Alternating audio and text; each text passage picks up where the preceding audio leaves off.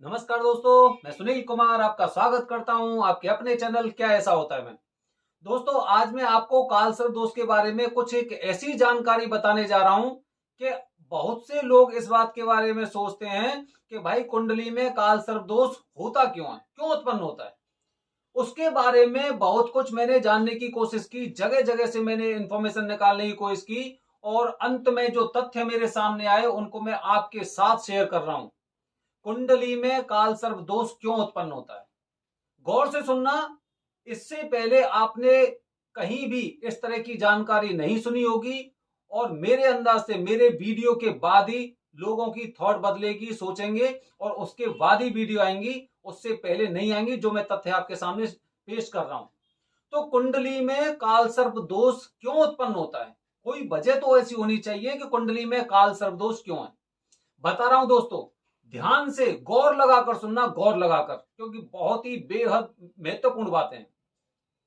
दोस्तों, जैसे कि हम सनातन धर्म की बात करते हैं, सनातन धर्म में जो हमारे विद्वान थे, विद्वानों ने पहले ही आज अगर हम पंचांग बनता है ना तो पहले ही बता देते हैं कि आज से इतने साल बाद इतने तारीख को और इतने बजे सूर्य ग्रहण होगा, चंद्र ग्रहण होगा या कितने समय का होगा।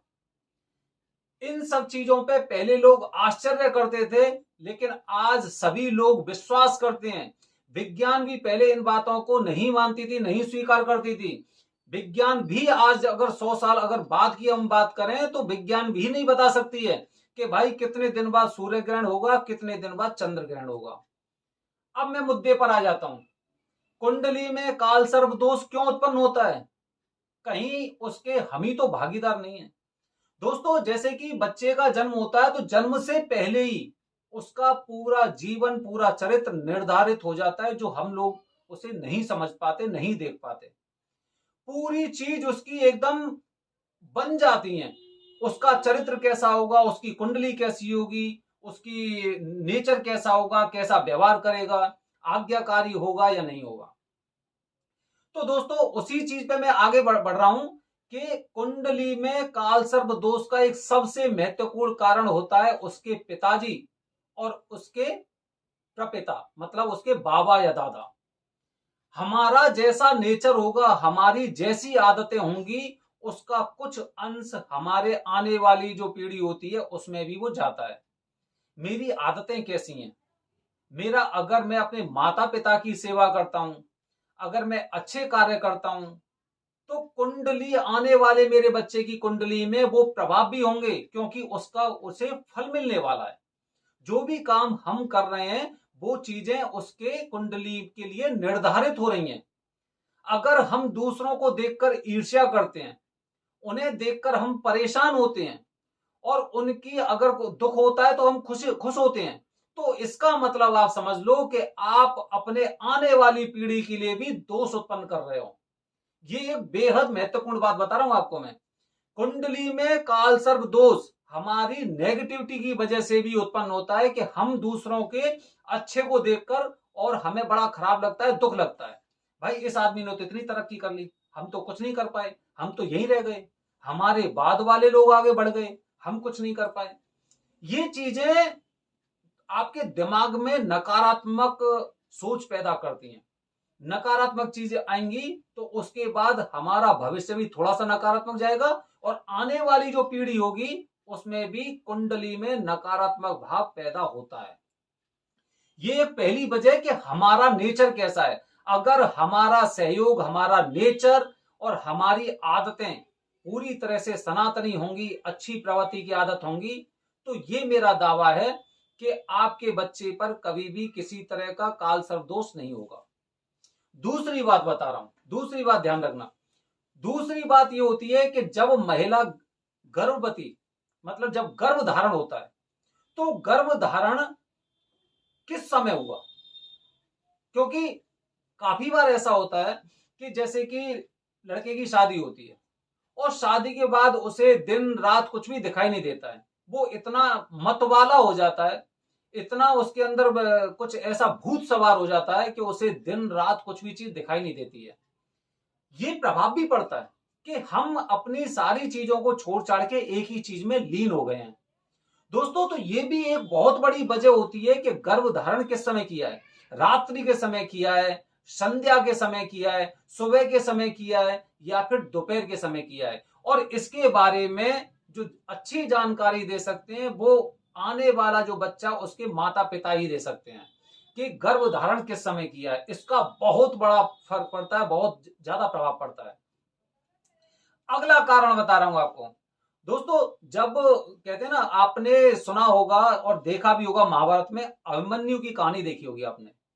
अभिमन्यु को चक्रव्यूह का ज्ञान था, चक्रव्यूह का ज्ञान था कि चक्रव्यूह में अंदर कैसे घुसते हैं, क्योंकि उनके पिता सारे चक्रव्यूह की विद्या जानते थे, चक्रव्यूह में कैसे घुसना हो, कैसे बाहर निकलना है। मैंने बताया ना अभी कि आपके माता पिता के जो गुण होते हैं या फिर जो आपकी गंदी आदतें होती हैं उसके अनुसार भी कुंडली आगे के लिए निर्धारित होती है। ध्यान रखना इस बात को। तो अभिमन्यु के बारे में सभी लोग जानते हैं कि उन्हें चक्रव्यूह का ज्ञान था, केवल घुसने का, लेकिन बाहर निकलने का नहीं था। क्यों नहीं था? क्योंकि उसी समय जो अभिमन्यु की वो अर्जुन थे, अर्जुन जब कहानी सुना रहे थे तो अभिमन्यु की माता घुसने के बाद और एकदम जग गई थी। जैसे ही अर्जुन कहानी सुना रहे थे कि इस तरह से चक्रव्यूह में घुसा जाता है, तो जैसे ही ये कहानी हुई, बाहर निकलने की जैसे ही वो कथा बताने वाले थे, अपनी कहानी बताने वाले थे, तब तक वो जाग गई थी। इसीलिए क्या है कि उनको आधा ज्ञान था, केवल चक्रव्यूह में घुसने का, चक्रव्यूह तोड़ने का नहीं था। तो जब आपकी पत्नी गर्भवती है तो गर्भ धारण करने के बाद आपको अच्छी अच्छी कहानी सुनानी है, अच्छी अच्छी कथाएं सुनानी है। आपको भागवत, रामायण, गीता या महाशिवपुराण का पाठ करना है। ऐसा नहीं कि पूरे दिन करना है, आप एक समय निर्धारित कर लो। पूजा का सबसे अच्छा समय होता है सुबह का, लेकिन आजकल की भाग दौड़ की जिंदगी में क्या हो रहा है कि भाग दौड़ की जिंदगी में सुबह का शाम पूरा, सुबह का पूरा समय होता है वो एकदम सुबह जागना, फिर तैयारी करना, फिर उसके बाद ऑफिस निकल जाना, वो होता है। तो अगर आप शाम को भी ये कार्य कर रहे हो तो प्रभाव उतना ही पड़ेगा। इसीलिए जब भी आपकी पत्नी गर्भवती होती है तो गर्भ धारण करने के बाद जब तक बच्चे का जन्म नहीं हो जाता तब तक चाहे भले ही आप 10 मिनट के लिए, 20 मिनट के लिए, आधा घंटे के लिए कुछ ऐसी कहानी पढ़िए जिससे कि जो आने वाला बच्चा होगा उसकी कुंडली के कुछ ग्रह आपकी कथा, रामायण, भागवत देख के वो ग्रह भी बदल जाते हैं। आपको पता होगा दोस्तों कि रावण ने 12 ग्रह जो होते हैं, जितने भी ग्रह होते हैं, उन सबको अपने नीचे दबा रखा था। ग्रह सर्वोपरि नहीं है। और अगर हम ये सोचें कि भाई ये काम तो होना ही है तो उस चीज पे छोड़ दिया, ऐसा नहीं है। रावण ने भी 12 ग्रहों को अपने काबू में कर रखा था। तो अगर आपकी भक्ति में इतनी शक्ति है तो कुंडली में जो ग्रह हैं उनकी दिशा बदलने में अधिक समय नहीं लगता है। ये मैंने आपको 3 महत्वपूर्ण कारण बताए हैं, 3 महत्वपूर्ण कारण। और इसके बाद एक चौथा कारण एक और है कि जब बच्चे का जन्म हो जाता है तो उस समय आपको पूरी तरह से अपने घर के शुद्धिकरण के लिए भगवान गणेश जी का हवन कराना चाहिए, और या फिर आपको वहां पर कथा या जो भी चीज होती है आपके यहाँ पर उसे आपको कराना चाहिए। तो दोस्तों ये हम निर्धारित कर देते हैं, ये हमारे द्वारा निर्धारित होता है कि हमारे आने वाले पीढ़ी या आने वाला जो हमारा बेटा या बेटी जो भी है उस पर किस तरह का दोष होगा।